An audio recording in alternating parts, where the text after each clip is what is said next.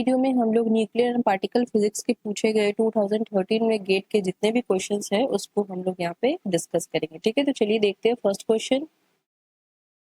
First question है हमारा, the decay process of this reaction violates. ठीक है, कौन सा इसमें से जो हमारा ऑप्शंस गिवन है वो कौन सा ऑप्शन है जो कि यहाँ पे इस रिएक्शन को वायलेट कर रहा है। ठीक है, इससे पहले आप एक कॉन्सेप्ट देखिए, जब हम लेप्टॉन नंबर की बात करते हैं तो लेप्टॉन नंबर 1 होता है लेप्टॉन्स के लिए और -1 होता है एंटी लेप्टॉन्स के लिए और 0 होता है अदर्स के लिए। ठीक है, जब हम बैरियंस की बात करते हैं तो बैरियन नंबर 1 होता है for all baryons, -1 for all anti baryons और 0 होता है अदर्स के लिए। ठीक है, यहाँ पे इलेक्ट्रॉन लेप्टॉन नंबर कितना होगा, 1 फॉर इलेक्ट्रॉन एंड न्यूट्रिनो और -1 होगा for electron and anti neutrino of electron. ठीक है, उसी तरह म्यूऑन और टाउ का यहाँ पे आप गिवन है, देखिए इस तरह का होता है इलेक्ट्रॉन नंबर का। यहाँ पे ये हो गया स्ट्रेंजनेस।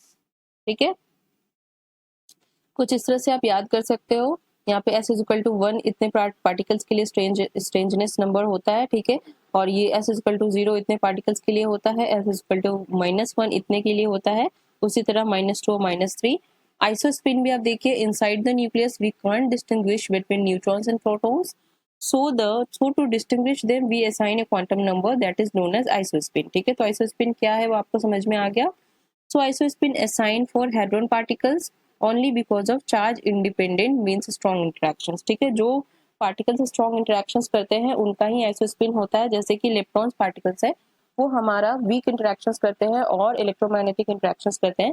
इलेक्ट्रॉन्स हमारा फर्मियंस होता है, इसीलिए वो स्ट्रॉन्ग इंटरेक्शंस नहीं करते हैं, इसलिए उसका आइसोस्पिन या फिर थर्ड कंपोनेंट ऑफ आइसोस्पिन 0 होता है। ठीक है, यहाँ पे आइसोस्पिन फाइंड करने का यहाँ पे प्रोसेस गिवन है। जितना आपका फैमिली मेंबर होगा, जैसे कि इलेक्ट्रॉन प्रोटॉन न्यूट्रॉन होता है, तो इलेक्ट्रॉन तो हमारा इलेक्ट्रॉन्स हो गया।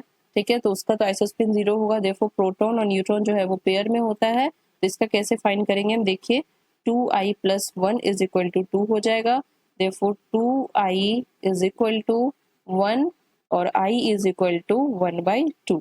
ठीक है, आइसोस हो गया -1/2 से 1/2 तक। तो हमारा प्रोटॉन कितना हो जाएगा, अगर हम ऐसे कुछ स्टेट लिखते हैं, देखिए ये हो गया I3, न्यूट्रॉन हो गया, दिस इज I3।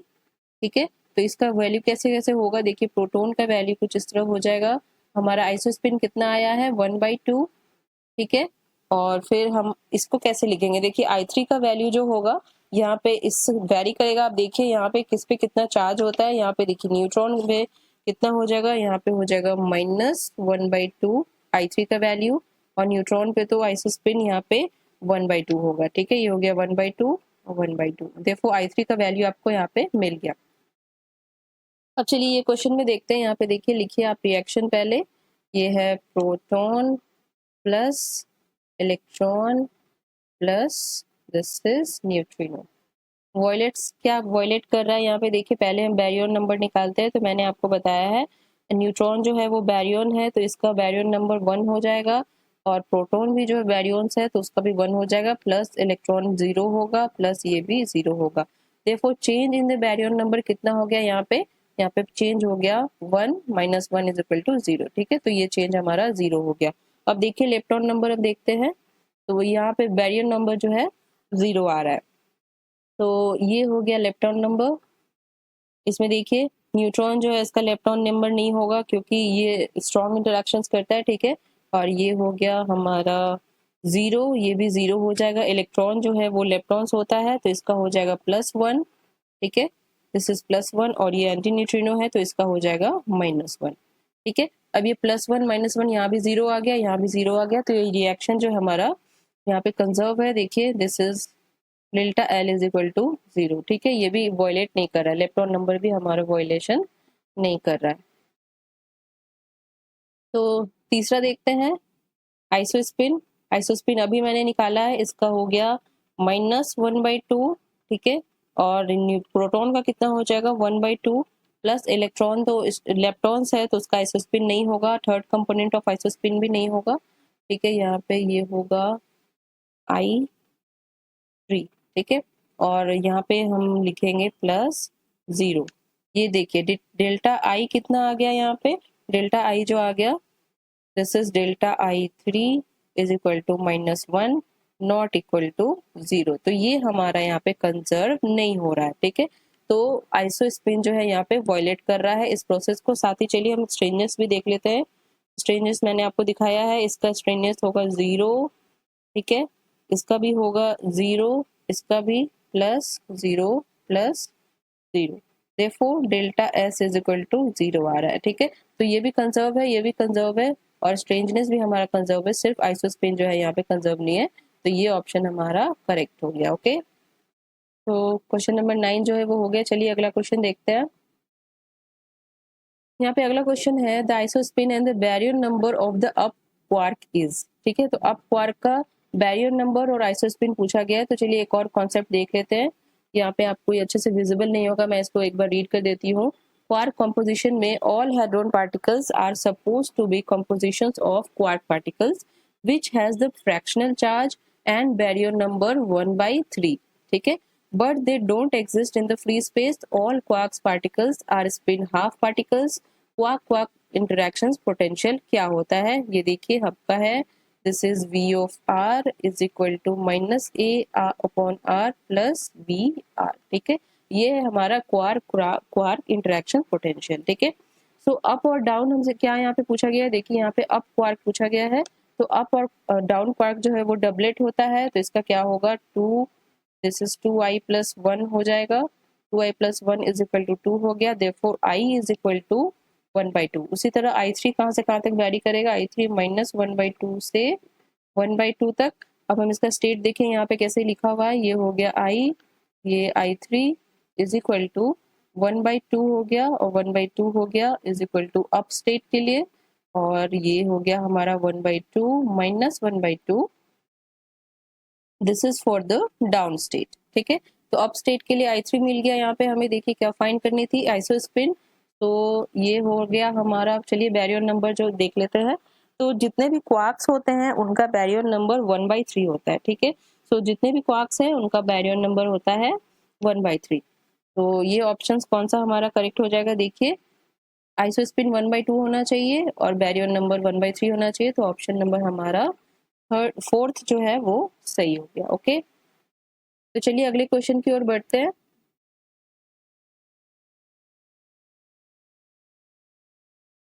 तो अगला क्वेश्चन है in the beta decay process the transition 2+ to 3+ is, ठीक है। कौन सा ट्रांजिशन होगा यहाँ पे, ये आपको ऑप्शन में गिवन है और आपको बताना है कि कौन सा ट्रांजिशन है। देखिए यहाँ पे एक आपका कॉन्सेप्ट है कि कौन सा न्यूक्लियाई जो है वो बीटा डीके करेगा, वो कुछ सिलेक्शन रूल्स पे डिपेंड करता है। वो है हमारा ये सिलेक्शन रूल। देखिए फर्स्ट है हमारा प्योर फॉर्मी ट्रांजिशन रूल, जिसमें कि ये आप कैसे लिख सकते हैं, दिस इज J and पाई, ठीक है। जहाँ पे कि J है आपका, दिस इज स्पिन, और पाई है पैरिटी, ठीक है। तो यहाँ पे अगर delta J is equal to 0 आ गया, ठीक है, डेल्टा J मतलब ये दोनों के बीच का जो चेंज है वो अगर 0 आ गया तो वो प्योर फॉर्मी ट्रांजिशन रूल होगा। उसके बाद फिर +1 आ गया तो प्योर गमो टेलर ट्रांजिशन होगा। अगर J 0 आ गया और 0 से 0 ट्रांजिशन नहीं हो रहा है, ठीक है, तो मिक्स ट्रांजिशन होगा। फर्स्ट फॉरबिडन ट्रांजिशन होगा delta J is equal to +-2 और सेकंड फॉरबिडन ट्रांजिशन होगा delta J is equal to +-3, जिसमें कि पैरिटी चेंज होगा, ठीक है, दोनों में ही। अब यहाँ पे चलिए देखते हैं यहाँ पे हमारा डेल्टा J कितना आ रहा है। Therefore delta J is equal to 1। यहाँ पे हमारा डेल्टा J 1 आ रहा है और पैरिटी क्या है, parity do not change, parity change नहीं हो रहा है। तो यहाँ पे हम क्या कह सकते हैं, देखिए फॉर्मी सिलेक्शन रूल से तो यहाँ पे डेल्टा J जो है वो 0 होना चाहिए। तो प्योर फॉर्मी ट्रांजिशन रूल यहाँ पे नहीं होगा, फर्स्ट नंबर हमारा नहीं होगा। दूसरा देखिए प्योर गमो टेलर ट्रांजिशन में delta J is equal to +-1 होना चाहिए, जो कि हमारा है, ठीक है। और पैरिटी में भी चेंज नहीं होना चाहिए। अब देखिए प्लस से प्लस में जा रहा है तो पैरिटी में भी चेंज नहीं हो रहा है, तो ये हमारा प्योर गमो टेलर ट्रांजिशन होगा। 2 हमारा ऑप्शन जो है, 2 हमारा जो पॉइंट है वो करेक्ट होगा। देखिए अब ऑप्शन देखते हैं। Allowed both by Fermi and Gamow Teller selection rule, ये नहीं होगा क्योंकि फर्मी से अलाउड नहीं है। Allowed by Fermi but not by Gamow Teller selection rule, ठीक है, ये भी नहीं होगा हमारा। तीसरा नंबर है not allowed by Fermi but allowed by Gamow Teller selection rule, ये हमारा ऑप्शन सही होगा क्योंकि यहाँ पे फॉर्मी से अलाउड नहीं है, delta J is equal to 0 नहीं है, तो ये हमारा अलाउड नहीं होगा। गम और टेलर सिलेक्शन रूल से ये अलाउड होगा। Therefore option C is correct, not allowed by Fermi and Gamow और टेलर सिलेक्शन, ये भी हमारा नहीं होगा। Therefore C option is correct. अब यहाँ पे लिख सकते हो कि according to Fermi selection rule delta J is equal to 0 होना चाहिए, लेकिन वो नहीं है। पैरिटी चेंज तो चलिए यहाँ पे नहीं हो रहा है, लेकिन डेल्टा जे 0 नहीं है, इसलिए फॉर्मी सिलेक्शन रूल नहीं होगा। Therefore, transition from 2 plus to 3 plus delta j is equal to +1. Parity does not change. Therefore, the given transition is not allowed by Fermi transition rule, but allowed by Gamow-Taylor transition rule. ठीक है, तो ये option हमारा correct हो गया। C option is correct. तो चलिए अगले क्वेश्चन की ओर बढ़ते हैं। Consider the decay of the pion into a muon and a antineutrino in the pion rest frame.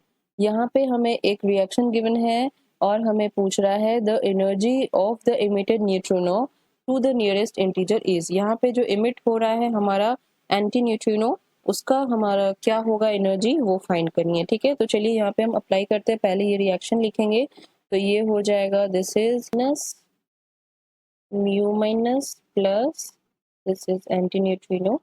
ठीक है, अकॉर्डिंग टू एनर्जी कंजर्वेशन, यहाँ पे हम एनर्जी कंजर्वेशन अप्लाई करेंगे, तो ये कितना हो जाएगा, this is E pi equal to, यहाँ पे इक्वल टू लिख देते हैं, this is equal to E mu plus E nu. ठीक है, ये हो गया। अब इसका वैल्यू क्या हो जाएगा, देखिए this is M pi C square is equal to E nu plus E mu. ठीक है, ये आ गया वैल्यू। अब हम यहाँ पे मोमेंटम कंजर्वेशन अप्लाई करेंगे according to momentum conservation apply करते हैं और देखते हैं हमें कितना मिलेगा। यहाँ पे देखिए इसका जो वैल्यू होगा, ये तो रेस्ट है पायोन पे, ये पायोन रेस्ट पे है, तो यहाँ पे कितना हो जाएगा 0, ये हो गया P mu plus P anti neutrino, और ये हो गया P mu is equal to minus P nu, ये हो गया इसके इक्वल। देयरफॉर अगर हम यहाँ पे एनर्जी निकालना चाह रहे हैं, यहाँ पे हमें एनर्जी फाइंड करने कह रहा है, तो हम कैसे निकालेंगे, देखिए यहाँ पे हम पहले न्यूट्रिनो का एनर्जी निकालना है, तो हम पहले यहाँ पे न्यूट्रिनो लिखेंगे, दिस इज इक्वल टू, इसका वैल्यू क्या होता है, देखिए ई स्क्वायर, आपने पढ़ा होगा ये equation, E square is equal to, यहाँ पे रूट ले लेती हूँ मैं, this is P nu square C square plus M nu square C square. ठीक है, ये होता है इसका वैल्यू। तो यहाँ पे कितना हो जाएगा, देखिए ये हो गया ई न्यू इज इक्वल टू ये पी स्क्वायर सी स्क्वायर का वैल्यू, यहाँ पे एम न्यू जो है, देखिए ये इक्वल टू 0 है, तो ये तो 0 हो गया, ये हो गया P nu square C square. Therefore, E antineutrino, energy of the antineutrino is equal to P into C। ठीक है, ये वैल्यू आ गया यहाँ पे, क्योंकि यहाँ पे since m nu is equal to 0 है, तो ये वैल्यू हमें यहाँ पे मिल गया। अब देखिए इक्वेशन को हम यूज करते हैं यहाँ पे और देखते हैं, ये हो गया हमारा इक्वेशन नंबर 2, ये हो गया इक्वेशन नंबर 1। अब हम यहाँ पे वैल्यू पुट करेंगे। ठीक है, यहाँ पे वैल्यू पुट करेंगे तो हमें क्या मिलेगा, ये देखिए हो गया, this is putting the value of 2 in 1, तो क्या मिलेगा हमें यहाँ पे, ये हो जाएगा, यहाँ पे वैल्यू पुट करेंगे तो ये हो जाएगा m pi C square, this is m pi C square is equal to, यहाँ पे e न्यू का वैल्यू हम लिखते हैं, ये हो जाएगा, पहले म्यू का लिखते हैं, तो ये कितना हो गया, this is p mu square C square plus m mu square C square. ठीक है, ये हो गया सी टू द पावर यहाँ पे 4 होगा, this is 4, this is also 4। ठीक है, तो ये 4 हो गया। अब देखिए यहाँ पे हम इसका वैल्यू पुट करेंगे, ये कितना आया है हमारा, this is P nu into C. अब हम यहाँ पे इसको कैलकुलेट करेंगे, ये कुछ इधर आ जाएगा, तो देखिए कितना हो जाएगा, M pi C square minus P new सी, इसका होल स्क्वायरिंग बोथ साइड कर देंगे, तो ये कितना आ गया, P nu square C square plus M nu square C to the power 4, ये वैल्यू आ गया। अब हम इसको आगे कैलकुलेट करते हैं, देखिए therefore P new C is equal to M pi square minus M mu square upon 2m pi, और ये पूरा आ जाएगा सी स्क्वायर में। ठीक है, इसको देखिए मैंने इसको इधर ले गया तो ये कुछ इस तरह का वैल्यू आ गया, सी स्क्वायर बाहर कर दिया मैंने। अब यहाँ पे हम वैल्यूज पुट करेंगे। इक्वेशन नंबर 3 हो गया ये। सारा वैल्यूज आपको गिवन है, देखिए एम पाई का वैल्यू गिवन है, एम म्यू का वैल्यू गिवन है और एम न्यू का वैल्यू गिवन है। यहाँ पे देखिए पुट करते हैं। सो यूजिंग यहाँ पे ई न्यू कितना आ जाएगा, this is equal to P nu is equal to P mu, therefore E हो गया एम पाई स्क्वायर। यहाँ पे हम पुट करेंगे 139, दिस इज 139 कितना है 139.6। ठीक है, तो दिस इज 139.6 का होल स्क्वायर वैल्यू गिवन है, ये माइनस यहाँ पे है 105 पॉइंट, दिस इज 105.7 स्क्वायर और ये आ गया सी स्क्वायर बाहर। ठीक है, और ये मेगा इलेक्ट्रॉन वोल्ट में है, ये अपॉन 2 इंटू 139.6। ठीक है, अब इसका वैल्यू आप कैलकुलेट करिएगा, आपको कितना मिलेगा, ये हो जाएगा स्क्वायर। अब इसको कैलकुलेट करने के बाद आपको मेगा इलेक्ट्रॉन वोल्ट में चाहिए। ठीक है, तो यहाँ पे आप इसको मल्टीप्लाई करिएगा। तो E nu is equal to 29.7 mega electron volt आपको वैल्यूज मिल जाएगा इसको कैलकुलेट करने के बाद। तो अप्रोक्सीमेटली ये कितना तक हो जाएगा, 30 मेगा इलेक्ट्रॉन वोल्ट। ठीक है, यहाँ पे आपको नियरेस्ट पूछा है, नियरेस्ट इंटीजर में पूछा है, तो यहाँ पे हो जाएगा 30 mega electron volt. So this question is done. Question number 43, यहाँ पे हमने एनर्जी कंजर्वेशन और मोमेंटम कंजर्वेशन अप्लाई किया और यहाँ पे हमने न्यूट्रिनो का जो एंटी न्यूट्रिनो का जो एनर्जी है वो फाइंड कर लिया। ठीक है, इमिटेड एंटी न्यूट्रिनो। चलिए नेक्स्ट क्वेश्चन देखते हैं। Question is statement linked for answer question number 52 and 53. In the schematic model of the nuclear magnetic moments we have, यहाँ पे हमें nuclear magnetic moment given है where the symbol have their usual meanings. 52 number question है for the case J is equal to L plus 1 by 2 where J is the total angular momentum, the expectation value of S vector dot J vector in the nuclear ground state is equal to। ठीक है, तो हमें ये quantity find करनी है, expectation value of this one. तो हम यहाँ पे क्या लिखेंगे, यहाँ पे टोटल एंगुलर मोमेंटम लिखा है तो यहाँ पे हो गया total angular momentum, this is J is equal to L plus S। ठीक है, इस तरह हम लिख सकते हैं यहाँ पे। ये momentum is the sum of the orbital angular momentum and the spin angular momentum. तो इसको हम कैसे लिखेंगे, देखिए अगर इसको हम ऐसे लिख सकते हैं, J इज इक्वल टू ऐसे हो गया, therefore L is equal to हम यहाँ पे लिख देंगे J माइनस S। ठीक है, this is minus L is equal to J minus S हो जाएगा। अब इसी के साथ हम डॉट प्रोडक्ट करेंगे तो कितना होगा, L dot L is equal to this is equal to यहाँ पे आ जाएगा J minus S vector dot J minus S vector. ठीक है, अब देखिए इसका कैलकुलेशन, J माइनस S का होल स्क्वायर, तो L square is equal to J square plus S square minus 2 into J dot S। ठीक है, या फिर S डॉट J। तो ये किसके इक्वल हो जाएगा, therefore S dot J is equal to ये इधर आ जाएगा। ठीक है, तो और ये इधर चला जाएगा तो ये हो गया J square minus L square plus S square upon 2। अब हमें इसका एक्सपेक्टेशन वैल्यू निकालना है। ठीक है, और यहाँ तो इसका एक्सपेक्टेशन वैल्यू हम कैसे लिखेंगे, S dot J is equal to J into J plus 1 minus L into L plus 1 plus S into S plus 1। ये हो गया इसका एक्सपेक्टेशन वैल्यू अपॉन 2। अब यहाँ पे हमें किसके लिए निकालना है, देखिए J is equal to L plus 1 by 2 के लिए निकालना है। तो यहाँ पे L इज इक्वल टू कितना हो जाएगा, देखो L is equal to J minus 1 by 2। ठीक है, and S is equal to 1 by 2, ये हमें गिवन है। ठीक है, तो अब देखिए यहाँ पे हम इसका वैल्यूज यहाँ पे पुट करेंगे फिर देखेंगे ये एक्सपेक्टेशन वैल्यू में कितना मिल रहा है। तो ये वैल्यू कुछ इस तरह हो जाएगा, J dot S is equal to J into J plus 1 by J into J plus 1, और यहाँ पे L के बदले हम यहाँ पे J माइनस 1 बाई 2 पुट करेंगे तो हमें कितना मिलेगा, देखिए ये हो जाएगा हमारा, दिस इज माइनस, तो this is okay, so minus ये हो गया जे माइनस 1/2 आएगा हमारा जे के एल के बदले, ठीक है। उसके बाद फिर 1/2 से प्लस करेंगे तो कितना हो जाएगा, जे प्लस 1/2 ये आ गया। और यहाँ पे हमारा स्पिन वाला जो पार्ट था, ये वाला स्पिन वाला, इसमें हम 1/2 पुट करेंगे तो ये हो गया प्लस 1/2 इंटू 1/2 प्लस 1, ठीक है। अपॉन कितना था यहाँ पे, 2 था। चलिए अब इसको सॉल्व करते हैं। तो ये हो गया जे डॉट एस, तो आप एक्सपेक्टेशन वैल्यू ऐसे लिख सकते हो, this is equal to J square plus J, ये हो गया आपका minus, this is J square, ये माइनस बाहर है, this is J square plus J, ये जे स्क्वायर माइनस 1/4 का स्क्वायर लिख सकते हैं यहाँ पे, देखिए ये हो गया हमारा जे ए प्लस बी इंटू ए माइनस बी है, ठीक है। तो इसको फॉर्म में हम लिखते हैं, ये हो गया 1/4 plus this is equal to 3/4, ठीक है। 3/4 के इक्वल आ गया अपॉन 2।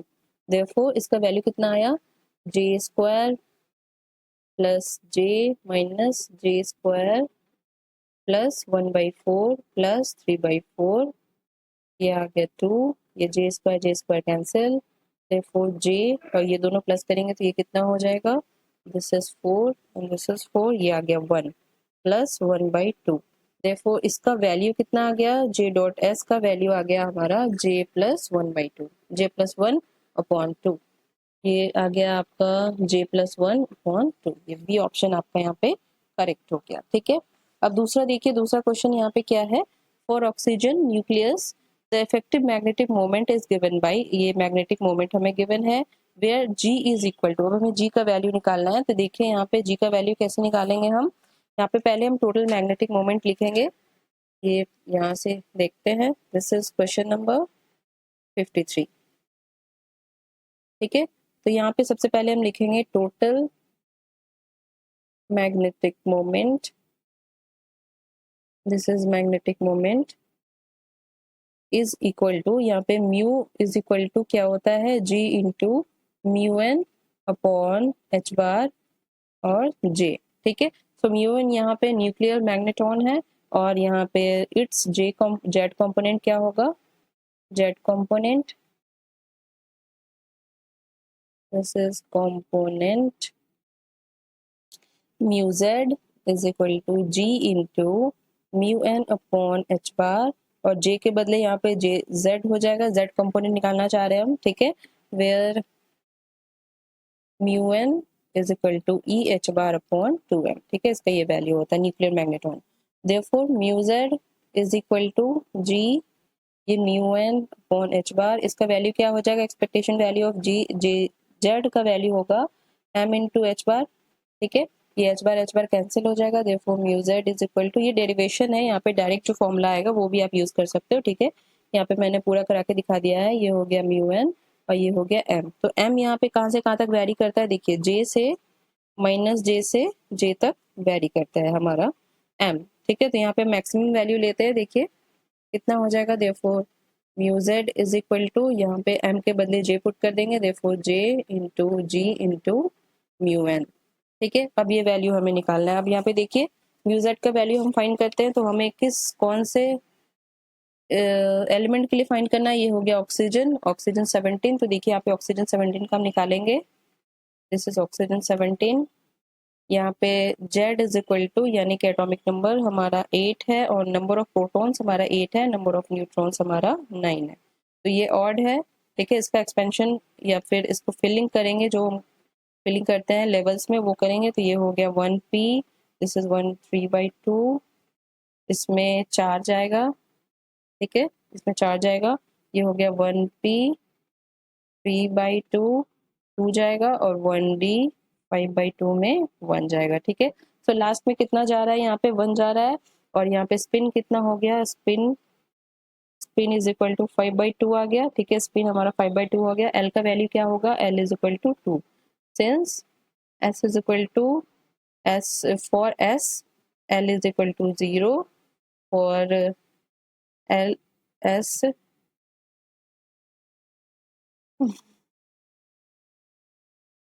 यहाँ पे L इज इक्वल टू 0 आ गया, देखिए यहाँ पे S इज फॉर S क्या होता है हमारा, L इज इक्वल टू 0 होता है, P के लिए L इज इक्वल टू 1 होता है और SPD के लिए हमारा L इज इक्वल टू 2 होता है। ठीक है, तो यहाँ पे L इज इक्वल टू 2 आ गया।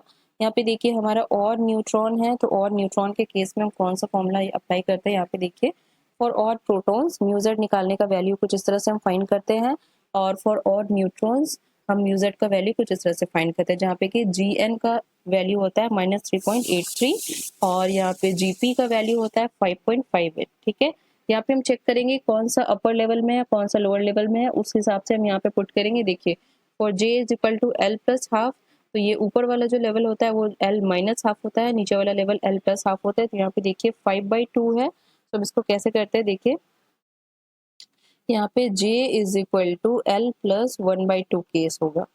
कैसा होगा, ऐसे कैसे होगा, देखिए यहाँ पे L is equal to 2 given है, J is equal to 2 plus 1/2 हो गया, तो ये हो गया हमारा 5/2। तो हम कौन सा अप्लाई करेंगे, ये वाला अप्लाई करेंगे। This is GN upon 2, this is mu Z is equal to GN upon 2 और J is equal to L plus 1/2। यहाँ पे GN का वैल्यू कितना होगा, where GN is equal to -3.83। ठीक है, अब यहाँ पे म्यूजेड का वैल्यू कितना आ गया, -3.83 upon this is GN into mu N. ठीक है, ये हो गया 2 इंटू म्यू एन। अब इसका वैल्यू देखिए क्या आएगा, mu Z is equal to -1.91 into mu N. Mu Z का वैल्यू मिल गया। अब हम यहाँ पे पुट करते हैं, देखिए एम का वैल्यू हमें निकालना है, यहाँ पे सॉरी जी का वैल्यू निकालना है। सो यहाँ पे हम पुट करेंगे, देखिए क्या आएगा हमारा value, therefore mu Z is equal to, यहाँ पे क्या है, ये आपका पहले मैं ये लिख देती हूँ, G into this is G into J into mu N. J का वैल्यू कितना है 5/2, म्यू एन का वैल्यू है -1.91 mu N is equal to G का वैल्यू कितना है, G का वैल्यू है G हो गया प्लस ये इंटू 5/2 इंटू म्यू एन। ठीक है, म्यू एन कैंसिल हो गया, -1.91 is equal to G into 5/2। देखो G का वैल्यू कितना हो गया, G is equal to -1.91 into 2 upon 5।